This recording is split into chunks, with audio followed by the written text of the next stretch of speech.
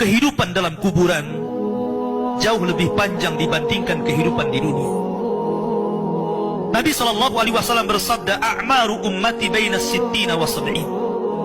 Bahwa usia umatku itu hanya berkisar 60 sampai 70 tahun saja. Sedikit yang lewat 70 tahun. Kalaupun ada usia yang sampai 100 tahun itu sedikit sekali. Tapi kebanyakan di bawah 70 tahun, umumnya umat Rasul itu sudah meninggal dunia. Tetapi ketika orang masuk ke dalam kuburan, usia dia di kuburan sampai kiamat ditegakkan itu panjang sekali. Anda bisa bayangkan, orang yang meninggal sejak zaman Nabi Adam sampai hari ini kiamat tidak dibangkit-bangkitkan, menunjukkan bahwa kehidupan kuburan jauh lebih panjang dibandingkan kehidupan dunia. Dari sinilah maka wajar seorang mukmin harus takut dengan kehidupan kuburan. Ma'asyiral muslimin yang dimuliakan Allah Azza wa Jalla.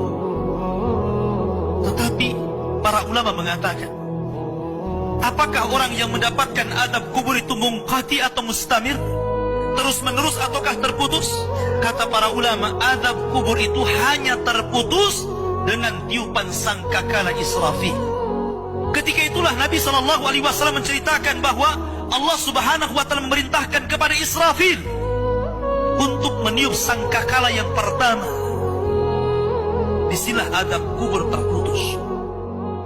Karena ketika itu seluruh orang mati, baik orang yang ada di atas bumi atau yang ada di bawah bumi, baik kalangan jin, baik malaikat, kecuali makhluk-makhluk yang Allah kehendaki saja, semua hancur. Dan Abu Hurairah radhiyallahu anhu menceritakan kehancuran bumi setelah tiupan sangkakala itu adalah 40. Bisa 40 hari, bisa 40 bulan, bisa 40 tahun. Yang jelas Allah hancurkan bumi ini. Allah luapkan lautan ke daratan. Allah jatuhkan bintang. Allah hancurkan gunung sehingga seperti kapas yang dihempas angin. Itulah yang disebut dengan kehancuran alam atau hari kiamat. Baru setelah kemudian bumi tidak bulat lagi, tapi bumi terhampar. Allah ganti bumi yang kita pijak dengan bumi yang baru. Itulah yang disebut dengan padang mahsyar. Maka disitulah Allah Subhanahu wa Ta'ala memerintahkan Israfil untuk meniup sangkakala kebangkitan. Yang kedua kalinya Israfil pun kemudian meniup sangkakala. Maka dari situlah manusia keluar dari perut bumi. Wa akhrajatil ardu athqalaha. Allah keluarkan beban-beban beratnya. Disitulah orang-orang yang beriman, ketika mereka muncul dari kuburan, maka mereka akan berkumpul dengan keluarganya. Allah mengatakan, alladzina amanu wattaba'athum dzurriyyatuhum biimanin alhaqna bihim dzurriyyatuhum. Orang-orang yang beriman, kemudian keimanan diikuti oleh keluarganya, oleh istrinya, oleh suaminya, oleh bapaknya, oleh anak-anaknya, oleh cucu-cucunya. Maka ketika mereka dibangkitkan dari kuburan, mereka langsung berkumpul menjadi satu keluarga. Dan itu sebuah ketenangan.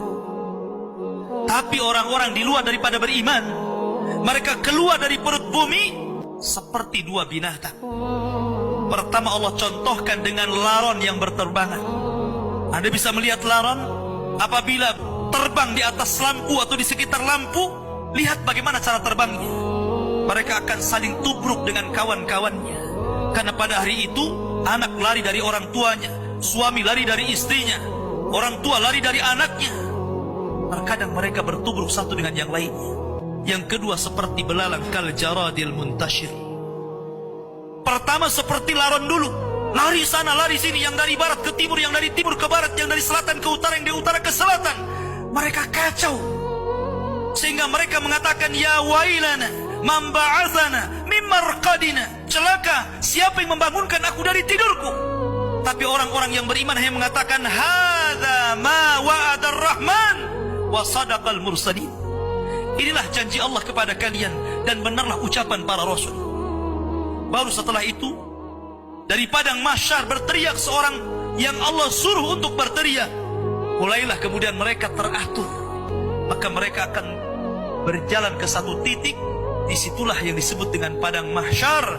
Mereka akan tinggal selama 50 tahun telanjang, kembali tidak dikhitan, tidak pakai sandal, matahari dekatkan 1 mil, keringat bercucuran, tidak ada makan, tidak ada minum. Mereka berdiri 50 tahun. Sehingga akhirnya orang-orang saleh mereka berkumpul, datang kepada Adam minta syafaat. Adam memberikan udzur, tidak sanggup memberikan syafaat. Kata Adam, datanglah kalian kepada Nuh, karena dia rasul pertama dalam Islam, rasul pertama setelah aku.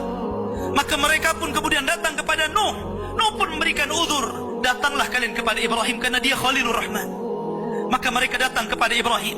Kata Ibrahim, aku tidak sanggup berikan syafaat, datanglah kalian kepada Musa, karena dia Kalimur Rahman. Ketika mereka datang kepada Musa, kata Musa, datanglah kepada Isa. Isa pun memberikan udzur, tidak bisa. Seandainya kalian datang kepada Muhammad sallallahu alaihi wasallam itu lebih baik.